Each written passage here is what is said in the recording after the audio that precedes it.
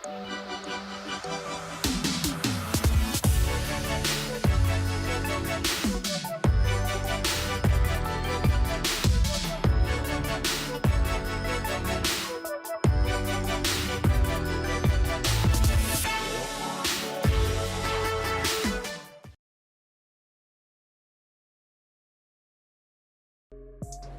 semuanya, balik lagi bersama kontenku. Kali ini kita bakal ngebahas terkait apa aja sih persyaratan untuk kalian mendaftar menjadi calon taruna di lingkungan Kementerian Perhubungan. Tapi sebelum itu silahkan buat teman-teman klik tombol subscribe-nya dulu ya. Baik, seperti yang kita tahu, pendidikan di lingkungan Kementerian Perhubungan itu memiliki 4 matra teman-teman. 3. Darat, laut, dan udara.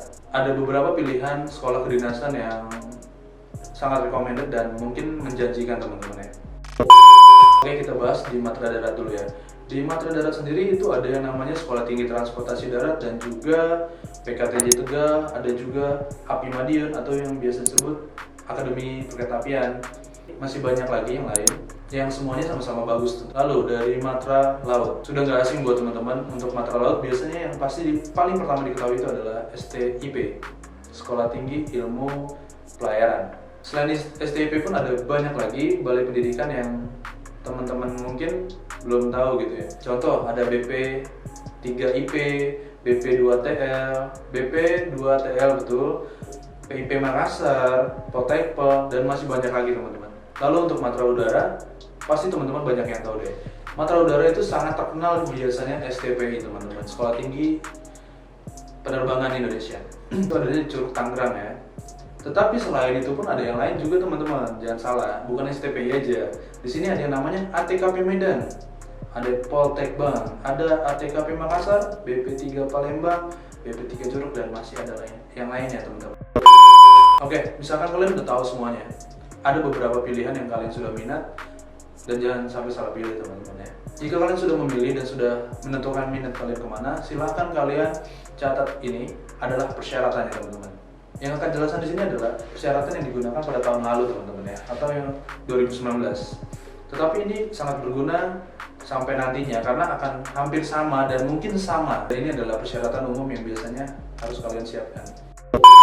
Baik, yang pertama biasanya kalian harus berwarga negara Indonesia. Harus WNI teman-teman, tidak boleh WNA ya. Nggak boleh WNA karena kalian akan mengabdi pada negara.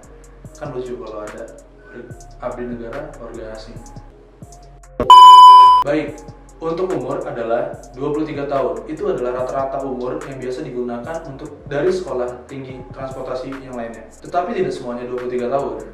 Ada juga yang minimal itu 18 tahun, ada yang minimal 17 tahun. Jadi beda-beda teman-teman.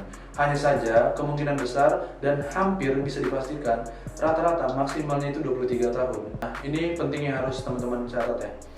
Pada tahun 2019 yang lalu, itu calon taruna menggunakan nilai rata-rata dari rapot semester 1 sampai dengan semester 5 teman-teman, bukan menggunakan ijazah. Untuk info lanjutnya, bagaimana cara kalian mentotalkan nilai rata-rata tersebut nanti akan kakak infokan jika kakak membuat video lagi ya. Yang pasti, jika kalian menggunakan rapot yang diminta rapot, itu nilai rata-rata kalian harus 7 teman-teman. Baik, yang keempat, persyaratan yang keempat ini adalah tinggi badan, di mana untuk laki-laki itu 160 dan wanita itu 155 teman-teman. Tapi nggak semuanya sama, ada beberapa prodi dari sekolah matra lain itu yang berbeda. Contohnya, program studi D3 pertolongan kecelakaan pesawat minimal 165 teman-teman. Dan program studi D4 penerbang pria minimal 165 cm dan wanita minimal 163 cm. Lalu yang terakhir ada program studi D3 operasi bandar udara. Untuk pria minimal 165 dan wanita 160 teman-teman. Persyaratan yang kelima, berbadan sehat, tidak cacat fisik dan mental, bebas HIV/AIDS, serta bebas narkoba yang pastinya. Dan yang keenam, calon taruna tidak bertato. Itu sangat fatal teman-teman. Tato pasti mungkin kalian langsung gugur karena persyaratannya sudah jelas. Itu tidak bertato ya teman-teman. Juga calon taruna tidak boleh ditindik. Itu dilarang, terkecuali bagi perempuan. Lalu persyaratan yang ke-8, ketajaman penglihatan itu harus normal teman-teman. Tidak boleh buta warna, tidak boleh yang terlalu berlebihan, itu tidak boleh. Untuk min masih dibolehkan. Yang ke-9 adalah calon taruna tidak sedang menjalani atau terancam dengan hukuman. Karena sayang loh kalau kalian sedang menjalani hukuman atau terancam mengenai hukuman, kalian masuk situ, yang ada kalian nambah bermasalah. Lalu yang ke-10, belum pernah diberhentikan dari taruna di lingkungan BPSDM atau di lingkungan Kementerian Perhubungan. Lalu yang ke-11, kalian harus wajib menaati semua peraturan untuk pola pembibitan. Artinya, kalian harus siap ditempatkan di mana saja, lalu sedia menjadi pengabdi negara, teman-teman. Lalu yang ke-12, kalian harus siap sedia jika diberhentikan secara tidak hormat jika kalian melakukan tindak kriminal dan asusila, teman-teman. Yang ke-13, dinyatakan gugur apabila kalian terbukti melakukan tindakan pemalsuan identitas. Jadi buat teman-teman jangan suka malsuin identitas tuh. Umur tuh, itu jangan nih kalau bisa.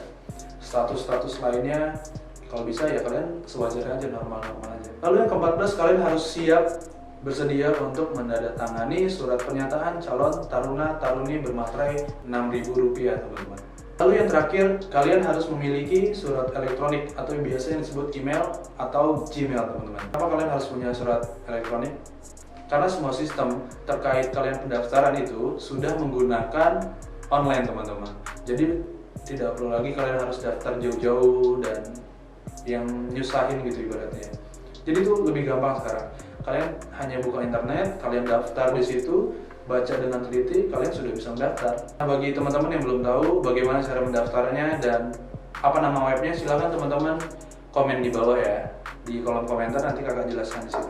Mungkin cukup sekian informasi yang bisa kakak sampaikan terkait persyaratan umum ya. Jadi kalian harus persiapkan itu semuanya. Di balik itu semua ada banyak lagi tahapan-tahapan yang perlu kalian persiapkan, tapi kita akan bertahap aja. Silakan teman-teman pahami dulu persyaratan umumnya, jangan sampai ada yang keliru nantinya karena akan nyusahin teman-teman juga. Sekian, jangan lupa untuk teman-teman klik tombol subscribe-nya dulu ya, dan like. Jika sudah seperti itu silahkan kalian share.